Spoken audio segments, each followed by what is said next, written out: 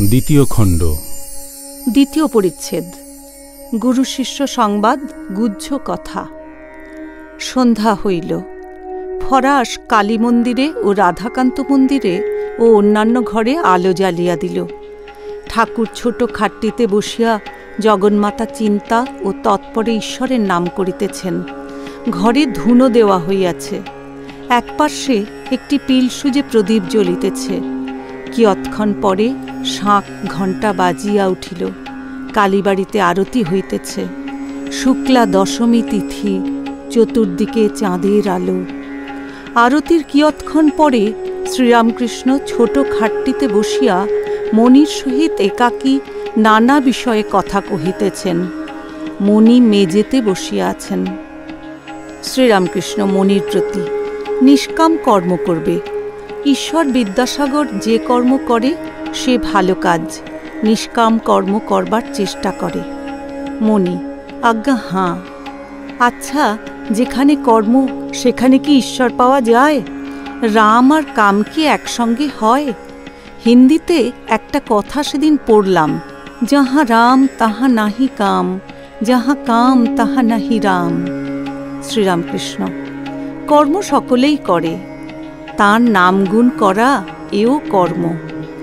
সৌহংবাদীদের আমি সেই, এই চিন্তাও কর্ম। নিঃশ্বাস ফেলা এও কর্ম। কর্ম ত্যাগ করবার জো নাই, তাই কর্ম করবে, কিন্তু ফল ঈশ্বরে সমর্পণ করবে। মণি, আজ্ঞা, যাতে অর্থ বেশি হয় এ চেষ্টা কি করতে পারি? শ্রীরামকৃষ্ণ, বিদ্যার সংসারের জন্য পারা যায়। বেশি উপায়ের চেষ্টা করবে, কিন্তু সদুপায়ে। উপার্জন করা উদ্দেশ্য নয়, ঈশ্বরের সেবা করাই উদ্দেশ্য। টাকাতে যদি ঈশ্বরের সেবা হয় তো সে টাকায় দোষ নাই। মণি, আজ্ঞা, পরিবারদের উপর কর্তব্য কতদিন? শ্রীরামকৃষ্ণ, তাদের খাওয়া পড়ার কষ্ট না থাকে, কিন্তু সন্তান নিজে সমর্থ হলে আর তাদের ভার লবার দরকার নাই। পাখির ছানা খুঁটে খেতে শিখলে আবার মার কাছে খেতে এলে মা ঠোক্কর মারে। মণি, কর্ম কতদিন করতে হবে? শ্রীরামকৃষ্ণ, ফল লাভ হলে আর ফুল থাকে না। ঈশ্বর লাভ হলে কর্ম আর করতে হয় না, মনও লাগে না। মাতাল বেশি মদ খেয়ে হুঁশ রাখতে পারে না। 2 আনা খেলে কাজকর্ম চলতে পারে। ঈশ্বরের দিকে যতই এগুবে ততই তিনি কর্ম কমিয়ে দেবেন। ভয় নাই। গৃহস্থের বউ অন্তঃসত্ত্বা হলে শাশুড়ি ক্রমে ক্রমে কর্ম কমিয়ে দেয়। 10 মাস হলে আদপে কর্ম করতে দেয় না। ছেলেটি হলে ওইটিকে নিয়ে নাড়াচাড়া করে। যে কটা কর্ম আছে সে কটা শেষ হয়ে গেলে নিশ্চিন্ত। গৃহিণী বাড়ির রাঁধা বাড়া আর কাজকর্ম সেরে যখন নাইতে গেল তখন আর ফেরে না, তখন ডাকাডাকি করলেও আর আসবে না। মণি, আজ্ঞা, ঈশ্বর লাভ এর মানে কি? আর ঈশ্বর দর্শন কাকে বলে? আর কেমন করে হয়? শ্রীরামকৃষ্ণ, বৈষ্ণবরা বলে যে ঈশ্বরের পথে যারা যাচ্ছে আর যারা তাকে লাভ করেছে তাদের থাক থাক আছে। প্রবর্তক, সাধক, সিদ্ধ আর সিদ্ধের সিদ্ধ। যিনি সবে পথে উঠছেন তাকে প্রবর্তক বলে। যে সাধন ভজন করছে, পূজা জপ ধ্যান নাম কীর্তন করছে, সে ব্যক্তি সাধক। যে ব্যক্তি ঈশ্বর আছেন বোধ করেছে তাকেই সিদ্ধ বলে। যেমন বেদান্তের উপমা আছে। অন্ধকার ঘর, বাবু শুয়ে আছে। বাবুকে একজন হাতড়ে হাতড়ে খুঁজছে। একটা কৌচে হাত দিয়ে বলছে এ নয়, জানলায় হাত দিয়ে বলছে এ নয়, দরজায় হাত দিয়ে বলছে এ নয়। নেতি নেতি নেতি, শেষে বাবুর গায়ে হাত পড়েছে।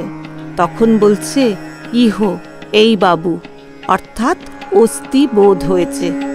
বাবুকে লাভ হয়েছে, কিন্তু বিশেষ রূপে জানা হয় নাই।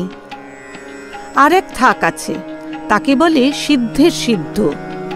বাবুর সঙ্গে যদি বিশেষ আলাপ হয় তাহলে আরেক রকম অবস্থা। যদি ঈশ্বরের সঙ্গে প্রেম ভক্তির দ্বারা বিশেষ আলাপ হয়, যে সিদ্ধ সে ঈশ্বরকে পেয়েছে বটে, যিনি সিদ্ধের সিদ্ধ তিনি ঈশ্বরের সঙ্গে বিশেষ রূপে আলাপ করেছেন।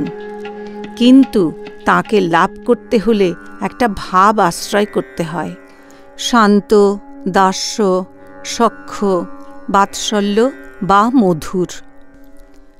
শান্ত ঋষিদের ছিল, তাদের অন্য কিছু ভোগ করবার বাসনা ছিল না।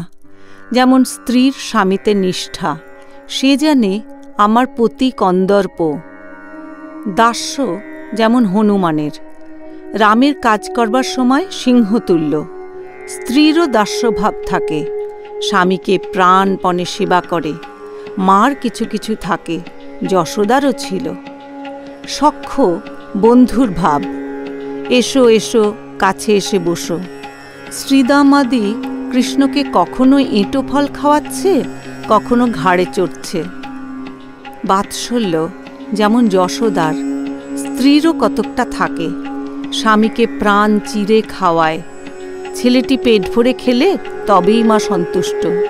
যশোদা কৃষ্ণ খাবে বলে ননি হাতে করে বেড়াতেন। মধুর যেমন শ্রীমতীর, স্ত্রীরও মধুর ভাব।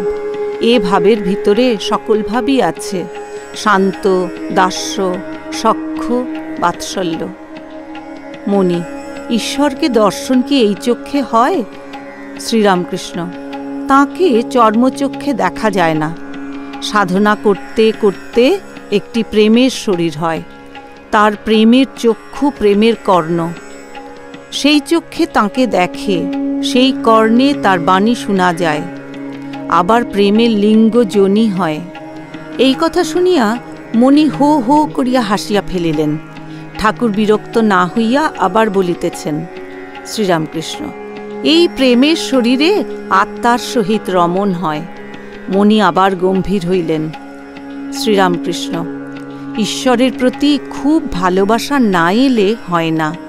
খুব ভালোবাসা হলে তবেই তো চারিদিকে ঈশ্বরময় দেখা যায়। খুব নেবা হলে তবেই চারিদিক হলদে দেখা যায়। তখন আবার তিনিই আমি এইটি বোধ হয়। মাতালের নেশা বেশি হলে বলে আমিই কালী। গোপীরা প্রেমোন্মত্ত হয়ে বলতে লাগল আমিই কৃষ্ণ। তাঁকে রাত দিন চিন্তা করলে তাঁকে চারিদিকে দেখা যায়। যেমন প্রদীপের শিখার দিকে যদি একদৃষ্টে চেয়ে থাকো, তবে খানিকক্ষণ পরে চারিদিক শিখাময় দেখা যায়। মণি ভাবিতেছেন যে সে শিখা তো সত্যকার শিখা নয়। ঠাকুর অন্তর্যামী বলিতেছেন, চৈতন্যকে চিন্তা করলে অচৈতন্য হয় না। শিবনাথ বলেছিল ঈশ্বরকে 100 বার ভাবলে বেহেড হয়ে যায়। আমি তাকে বললাম, চৈতন্যকে চিন্তা করলে কি অচৈতন্য হয়? মণি, আজ্ঞা, বুঝেছি।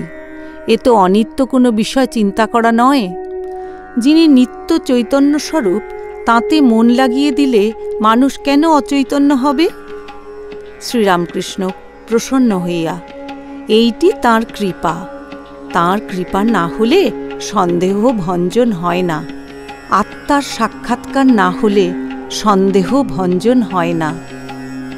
তাঁর কৃপা হলে আর ভয় নাই। বাপের হাত ধরে গেলেও বরং ছেলে পড়তে পারে, কিন্তু ছেলের হাত যদি বাপ ধরে আর ভয় নাই। তিনি কৃপা করে যদি সন্দেহ ভঞ্জন করেন আর দেখা দেন, আর কষ্ট নাই। তবে তাকে পাবার জন্য খুব ব্যাকুল হয়ে ডাকতে ডাকতে, সাধনা করতে করতে তবে কৃপা হয়। ছেলে অনেক দৌড়াদৌড়ি করছে দেখে মার দয়া হয়। মা লুকিয়েছিল, এসে দেখা দেয়। মণি ভাবিতেছেন, তিনি দৌড়াদৌড়ি কেন করান? ঠাকুর অমনি বলিতেছেন, তার ইচ্ছা যে খানিক দৌড়াদৌড়ি হয়, তবে আমোদ হয়। তিনি লীলায় এই সংসার রচনা করেছেন, এরই নাম মহামায়া। তাই সেই শক্তিরূপিণী মার শরণাগত হতে হয়। মায়া পাশে বেঁধে ফেলেছে। এই পাশ ছেদন করতে পারলে তবেই ঈশ্বর দর্শন হতে পারে।